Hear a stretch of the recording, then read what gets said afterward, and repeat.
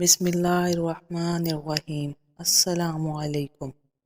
حضرت عائشہ صدیقہ رضی اللہ تعالیٰ عنہ خلیفہ اول حضرت ابو بکر صدیق رضی اللہ تعالیٰ عنہ کی رخت جگر ہیں۔ یہ وہ مبارک خاندان ہے کہ جس کا اللہ تعالیٰ نے اپنے پیارے محبوب نبی صلی اللہ علیہ وآلہ وسلم کی رفاقت و اعانت کے لیے انتخاب کیا۔ حضرت ابو بکر صدیق رضی اللہ تعالیٰ عنہ نے عرب کے اس ماندانہ اور مخالفانہ ماحول میں جہاں اپنے بھی غیر بن گئے تھے اور جان کے دشمن بن گئے تھے، وہ جہاں کے سردار صلی اللہ علیہ وآلہ وسلم کے دامن سے اپنی وابستگی کی اور ایک مخلص صدیق ہونے کا عملی ثبوت دیا، اور پھر ساری زندگی اپنے محبوب کی پہرہ داری کی۔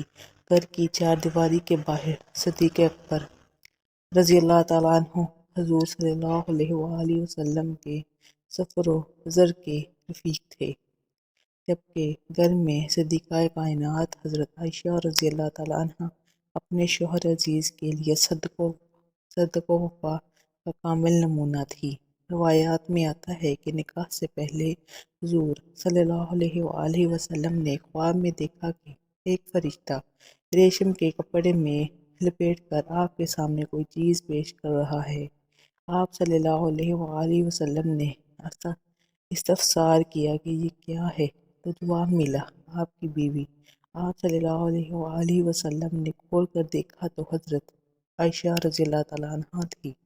حضرت عمر بن العاص رضی اللہ تعالیٰ عنہ نے ایک مرتبہ نبی کریم صلی اللہ علیہ وآلہ وسلم سے دریافت کیا کہ یا رسول اللہ صلی اللہ علیہ وآلہ وسلم، آپ دنیا میں سب سے زیادہ کسے محبوب رکھتے ہیں؟ تو آپ صلی اللہ علیہ وآلہ وسلم نے ارشاد فرمایا، عائشہ کو۔ انہوں نے عرض کیا، یا رسول اللہ صلی اللہ علیہ وآلہ وسلم، میں نے مردوں سے متعلق سوال کیا تھا تو فرمایا عائشہ کے ابا کو۔ ایک دن حضرت عمر رضی اللہ تعالیٰ عنہ نے اپنی بیٹی حضرت حفصہ رضی اللہ تعالیٰ عنہ سے فرمایا کہ حضرت عائشہ رضی اللہ تعالیٰ عنہ سے مقابلہ نہ کیا کرو، اس لیے کہ وہ حضور صلی اللہ علیہ وآلہ وسلم کو محبوب ہیں۔ ایک دفعہ ارشاد فرمایا کہ مردوں میں تو بہت کامل گزرے، لیکن مریم بنت عمران اور آسیہ زوجہ فرعون کے سوا عورتوں میں کوئی کامل نہ ہوئی، اور عائشہ کو عورتوں پر اس طرح فضیلت ہے جس طرح سرید کو تمام خانوں پر۔ ایک دفعہ ام المومنین حضرت سلمہ رضی اللہ تعالیٰ عنہ سے فرمایا، سلمہ، مجھ کو عائشہ کے معاملے میں دخل نہ کرو، کیونکہ عائشہ رضی اللہ تعالیٰ عنہ کے علاوہ کسی اور بیوی کے لحاف میں مجھ پر وحی نازل نہیں ہوئی۔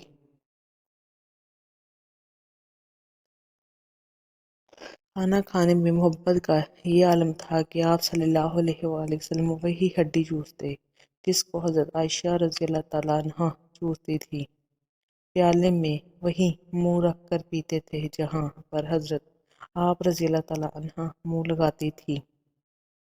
ایک دفعہ ایک ایرانی پڑوسی نے آپ کی دعوت کی تو آپ صلی اللہ علیہ وآلہ وسلم نے فرمایا، عائشہ رضی اللہ تعالیٰ عنہ بھی ہوں گی؟ اس نے کہا، نہیں، ارشاد ہوا تو میں بھی قبول نہیں کرتا۔ میزبان دوبارہ آیا اور پھر یہی سوال و جواب ہوا اور وہ واپس چلا گیا۔ تیسری دفعہ پھر آیا، پھر فرمایا، عائشہ رضی اللہ تعالیٰ عنہ کی بھی دعوت ہے؟ عرض کی، جی ہاں۔ اس کے بعد آپ صلی اللہ علیہ وآلہ وسلم اور حضرت عائشہ رضی اللہ تعالیٰ عنہ اس کے گھر گئے۔ حضرت عائشہ رضی اللہ تعالیٰ عنہ کی برکت سے امت کو تمیم کا حکم ملنا اور آپ کی پاک دامنی پر قرآن کریم کی آیات کا نزول، یہ آپ کے درجات اور اللہ تعالیٰ کے ہاں بلند درجہ ہونے کی واضح نشانی ہے۔ ایک نبی کی زندگی امت کے افراد کی زندگی کے ہر پہلو کے لیے آئیڈیل نمونہ ہوتی ہے۔ وہ اللہ تعالیٰ کا نبی اور پیغمبر حضور ہوتا ہے، لیکن وہ ایک شوہر کا کردار بھی ہوتا ہے۔ لہٰذا یہ کردار بھی مثالی ہونا چاہیے۔ لہٰذا اسی وجہ سے حضرت عائشہ رضی اللہ تعالیٰ عنہا اور دیگر ازواج مطہرات سے محبت و الفت ہمیں بھی سبق دیتا ہے کہ ہم نے اپنے گھر والوں سے کیسا برتاؤ کرنا ہے۔ ایک موقع پر ارشاد فرمایا کہ تم میں سب سے بہتر وہ ہے جو اپنے گھر والوں کے ساتھ سب سے اچھا ہو، اور میں اپنے گھر والوں کے لیے سب سے بہتر ہوں۔ ایک جگہ ارشاد فرمایا کہ بیوی کے منہ میں لقمہ ڈالنا صدقے کا اجر رکھتا ہے۔ ہمارے معاشرے میں طلاق کی بڑھتی ہوئی شرح کی ایک بنیادی وجہ میاں بیوی کا حقوق زوجیت کے آداب سے ناواقفیت و کم علمی ہے۔ حضرت عائشہ رضی اللہ تعالیٰ عنہا نے حضور صلی اللہ علیہ وآلہ وسلم کی صحبت میں ایک عرصہ گزارا،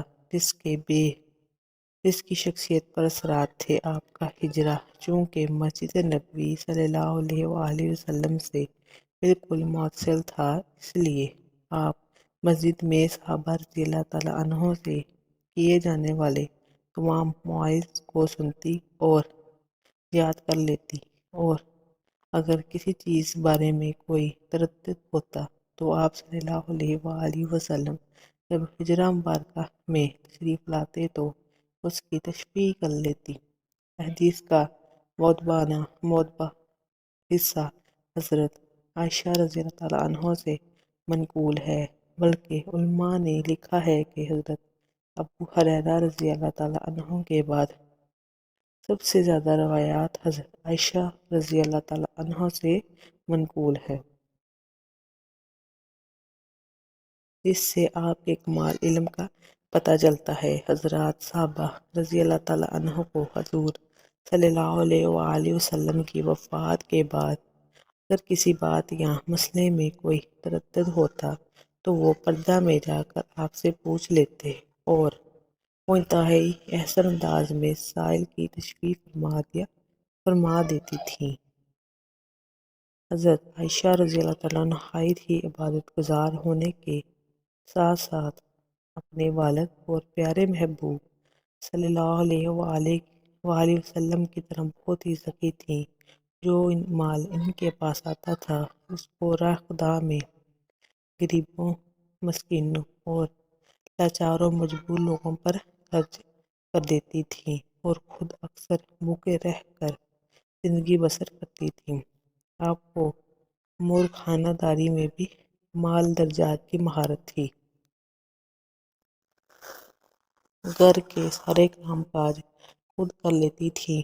آپ ایک اطاعت گزار و فرمانبردار بیوی تھیں اور ہر معاملے میں اپنے شوہر نامدار کے آرام و سکون کا خیال رکھتی تھیں۔